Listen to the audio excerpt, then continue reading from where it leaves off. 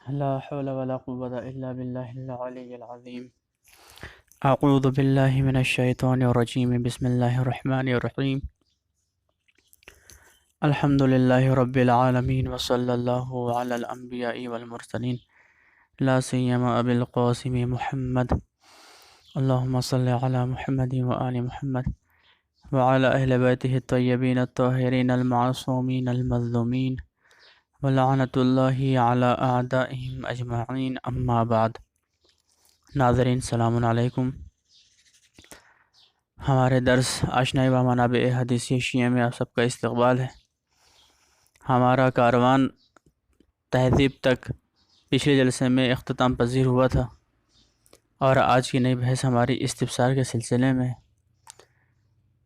تو ناظرین آئیے شروع کرتے ہیں اپنے درس کو اور جانتے ہیں استفسار کے بارے میں. استفسار کا پورا نام الاستفسار فی مختلف من الاخبار ہے، یعنی کہ استفسار ان چیزوں میں فی مختلف من الاخبار کہ جو اخبار میں سے اختلاف کرتی ہیں. اس کو رمز کے طور پر صاد الف صا لکھا گیا ہے. کتاب کا موضوع اور ٹاپک روایت فقہی ہیں، اور صرف روایت فقہی وہ روایات ہیں جو ظاہراً آپس میں تعارض کرتی ہیں اور ایک دوسرے سے اختلاف رکھتی ہیں. شیخ طوسی علیہ رحمہ نے اس کتاب کو لکھنے کی جو وجہ خود بیان فرمائی ہے. کتاب کے مقدمے میں لکھتے ہیں کہ علماء نے میری کتاب تہذیب الاحکام کو دیکھا، انہوں نے یہ پایا کہ بہت زیادہ روایتیں اس کتاب میں جمع ہیں. تو پھر انہوں نے تقاضا کیا کہ ایک اور کتاب لکھی جائے کہ جس میں متعارض روایات کو جمع کر کے پھر اس کا جو ہے تعارض کو حل کیا جائے، تعارض کو دور کیا جائے. تو میں نے اس کتاب کو لکھنا شروع کیا، یعنی تہذیب کے بعد یہ استفسار لکھنا شروع کر رہے ہیں شیخ طوسی علیہ رحمہ.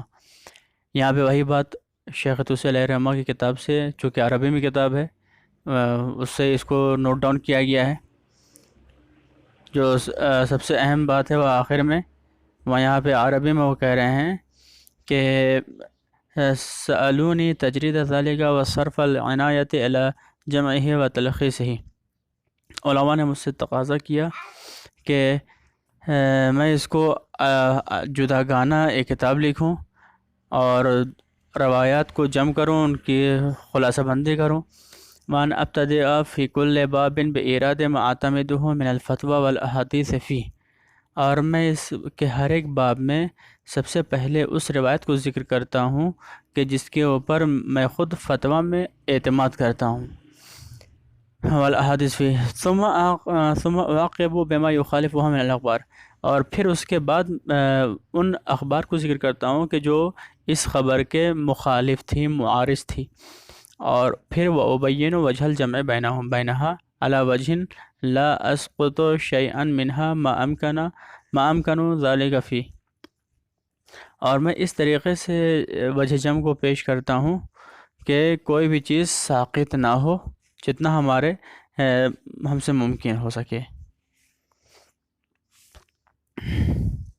کتاب کی ساختار کو اگر دیکھا جائے تو ابواب فقہی کی ترتیب پر اس کتاب کو مرتب کیا گیا ہے کہ جو کتاب طہارت سے لے کر کے دیات تک اس میں تمام ابواب ہیں. لیکن آپ نے ہر ایک باب کو ذکر نہیں کیا ہے، بلکہ صرف اس باب کو ذکر کیا ہے کہ جس باب میں معارض روایتیں موجود تھیں، تو پھر اسی کو ذکر کیا ہے اور ان کو ذکر کر کے حل تعارض کیا ہے. اس کے 3 بخش ہیں. پہلا اور دوسرا حصہ جو ہے، پہلا اور دوسرا بخش عبادات سے جو ہے مرتبط ہے، اور تیسرا حصہ معاملات اور دیگر ابواب فقہی سے مرتبط ہے. کتاب کا آخری حصہ مشیخہ ہے، یعنی کہ کتاب کی سند ہے، یعنی کہ شیخ طوسی علیہ رحمہ نے سندوں کو اپنے مشائخ سے یا منابع، جن منابع معتبر سے ذکر کیا ہے، ان کا وہاں پہ ایڈریس اور ان کا نام ہے وہاں. روایات کی تعداد برخلاف کافی اور فقی، کیونکہ کافی اور فقی میں خود مصنف نے روایت کو شمار نہیں کیا ہے. اسی وجہ سے اس کی شمارش میں اختلاف پیدا ہوا بعد کے زمانوں میں۔ شیخ طوسی علیہ الرحمہ نے اس یعنی کہ اختلاف کو ہی ختم کر دیا، اختلاف کی وجہ ہی ختم کر دی، اور خود ہی شمار کر دیا کہ اس کتاب میں 925 باب ہیں اور 5511 حدیث ہیں، کہ جو آج کل کے زمانے میں 4 جلدوں میں چاپ ہوئی ہیں۔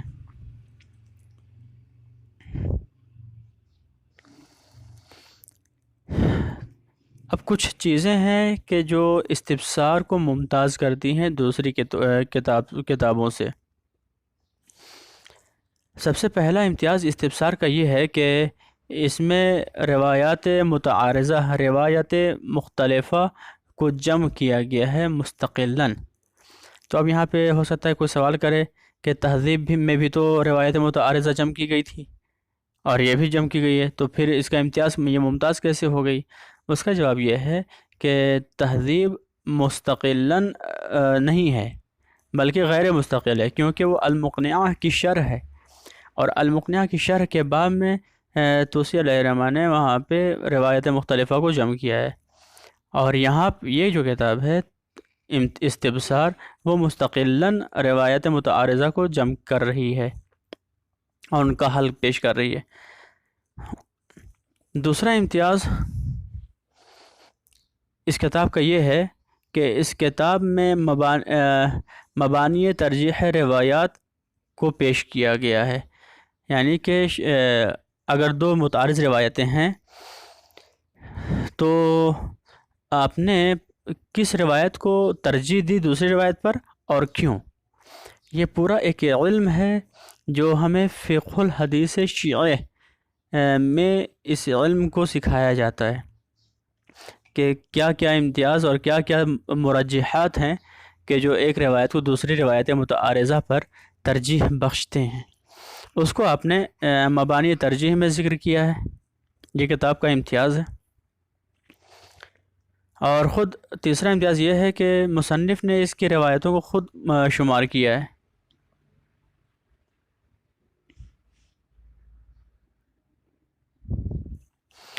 اب ہم یہاں پہ کچھ نمونے پیش کر رہے ہیں کہ استفسار میں شیخ طوسی علیہ الرحمہ نے کس طریقے سے روایتوں کو جمع کیا ہے۔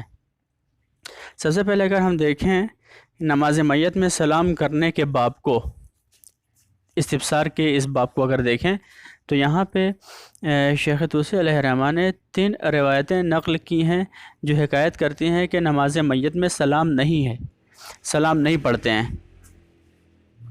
ان میں سے ایک روایت آپ کے سامنے پیش کی جا رہی ہے۔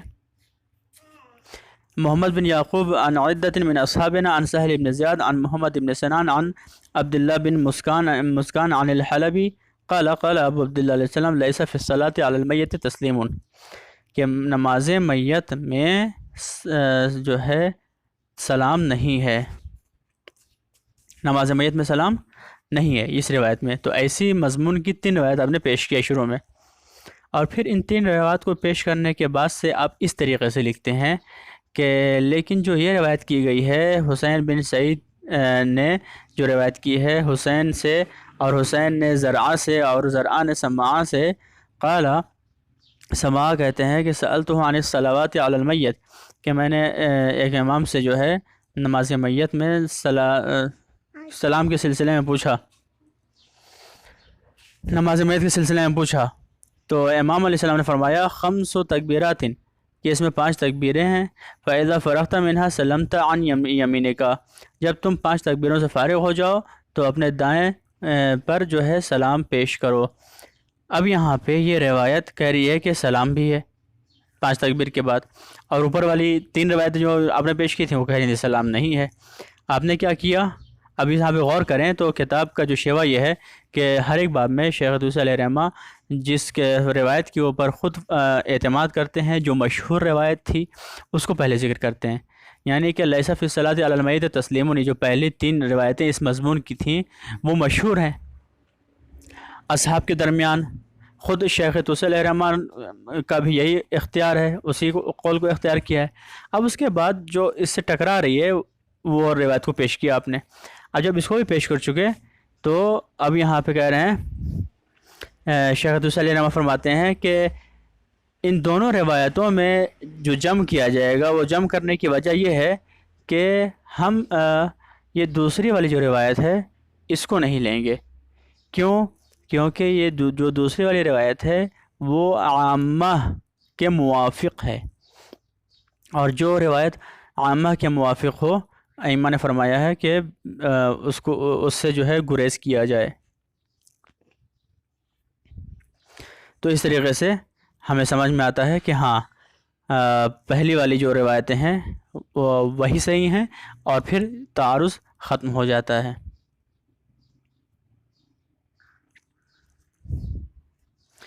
ایک اور نمونہ ہم دیکھ لیتے ہیں تعارض روایت کا.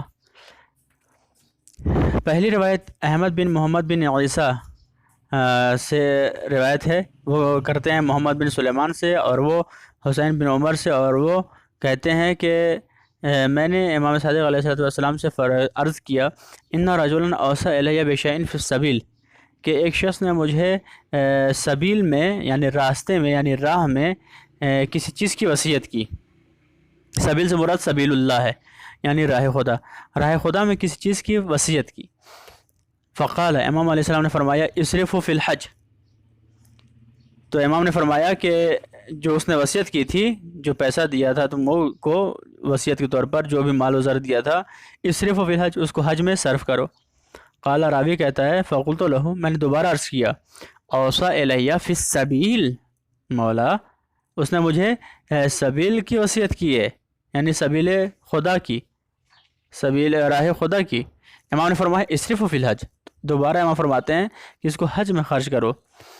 قال فقلت له، اب یہاں پہ تبارہ راوی کہہ رہا ہے اوصى الیہ فی السبیل، مولا یعنی کہ وہ بار تکرار کر رہا ہے کہ کہیں جو ہے غلط جواب تو نہیں ہے، یا کہیں میرے سننے میں کچھ شبہ تو نہیں ہوا. کہہ رہا ہے مولا اس نے سبیل کی جو ہے وصیت کی ہے، سبیل خدا میں خرچ کرنے کی. فقال، اب یہاں پہ امام علیہ السلام فرماتے ہیں لا اعلم شیئا من سبیلہ افضل من الحج، کہ میں جو اس کا کہنا تھا کہ سبیل میں خرچ کرو، تو سبیل سے مراد میری نظر میں حج سے افضل کوئی دوسری چیز نہیں ہے، یعنی کہ حج میں خرچ کرو. اب جہاں پہ دوسری روایت پیش کر رہے ہیں شیخ توسی علیہ رحمہ، جو اس کے مخالف ہے. کہہ رہے ہیں فَأَمَّا مَا رَوَاهُ محمد بن احمد ابن یحییٰ، جو دوسری روایت کی ہے محمد بن احمد بن یحییٰ نے محمد بن عیسیٰ سے، محمد بن عیسیٰ بن عبید سے، اور انہوں نے حسن بن راشد سے. حسن بن راشد کہتے ہیں کہ ہم نے امام حسن عسکری علیہ السلام سے مدینہ منورہ میں سوال کیا عن رجل، ایک ایسے شخص کے متعلق اوصى بمال فی سبیل اللہ، کہ جس نے اللہ کی راہ میں کسی مال کی وصیت کی ہو. فقال، امام علیہ السلام نے فرمایا سبیل اللہ شیعتنا، اللہ کے راہ ہمارے شیعہ ہیں. اوپر والی روایت کہہ رہی تھی کہ اللہ کی راہ حج ہے، نیچے والی روایت کہہ رہی ہے اللہ کی راہ شیعہ ہیں. تو اب ان دونوں جو خبریں ایک دوسرے سے متعارض ہیں، ان کو جمع کیسے کیا جائے؟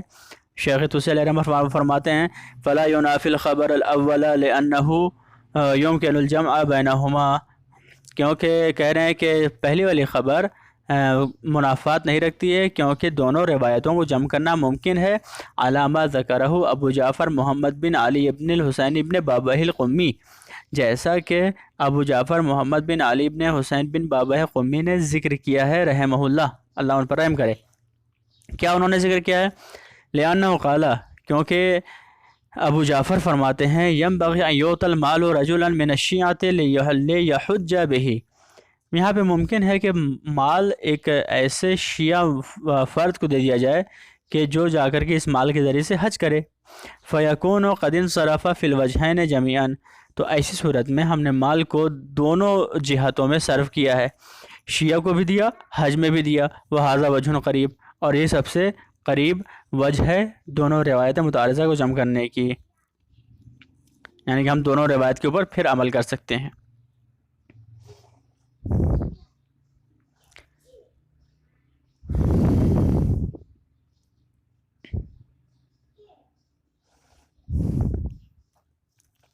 اب یہاں پہ کچھ سوالات ہیں کہ جس کا جو ہے آنے والے جلسے میں بھی جواب پیش کیا جائے گا، کہ کتب اربعہ کو موضوع، ہدف اور تعداد روایت کے لحاظ سے ایک دوسرے کے ساتھ مقایسہ کیجئے، تلنا کیجئے، جس کو ہندی میں کہا جاتا ہے۔ دوسرا سوال یہ ہے کہ تالیف تہذیب میں شیخ طوسی علیہ الرحمہ نے اپنا نظریہ کیوں چینج کیا، اور نظریہ کیا تھا، اس کو پیش کرنا ہے۔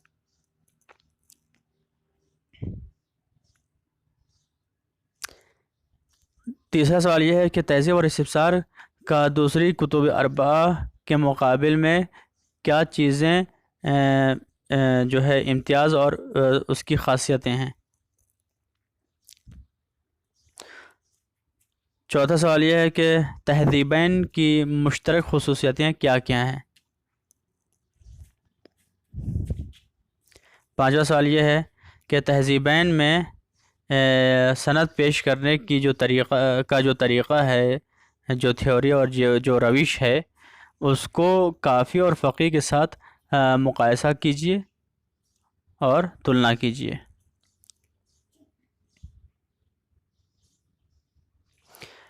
چھٹا سوال یہ ہے کہ کس راستے سے تہذیبین کی روایتیں جو فاقد سند ہیں ان کو کامل کیا جا سکتا ہے، مسند کیا جا سکتا ہے۔ تو آئیے ان کا جواب ہم تلاش کرتے ہیں۔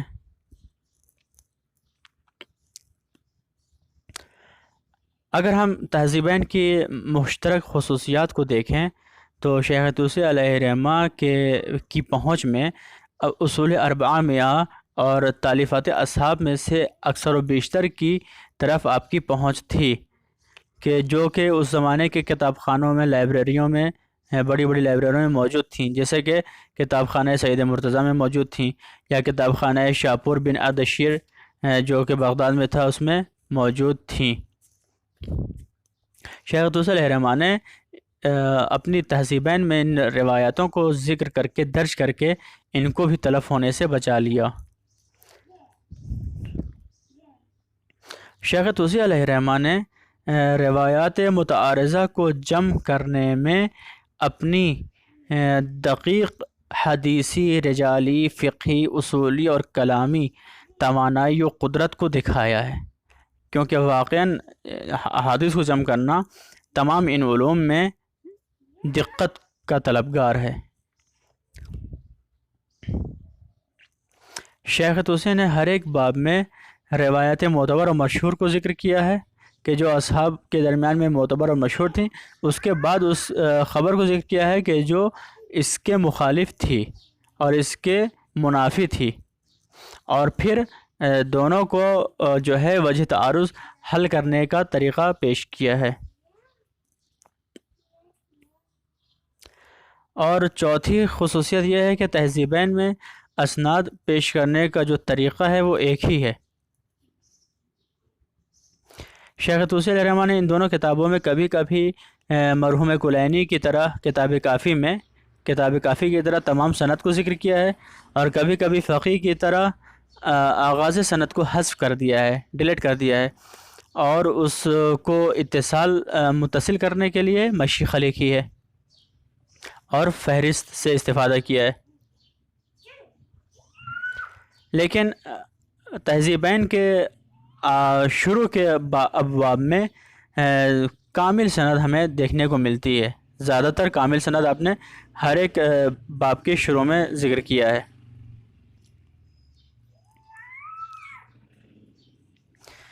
کتاب الطہارہ میں 218 سند کامل ہے، کتاب الصلاۃ میں 76 سند کامل ہے، کتاب الزکوٰۃ میں 20 سند کامل ہے، کتاب الحج میں 3 سند کامل ہے، کتاب الجہاد میں 1 سند کامل، کتاب النکاح میں 1 سند کامل ہے۔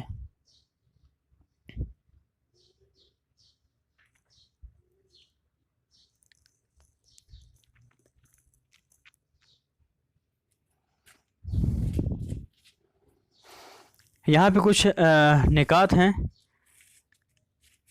نکات میری سمجھ سے انشاءاللہ ہم اس کو آنے والے جلسے میں کنٹینیو کریں، کیونکہ وقت ہو چکا ہے۔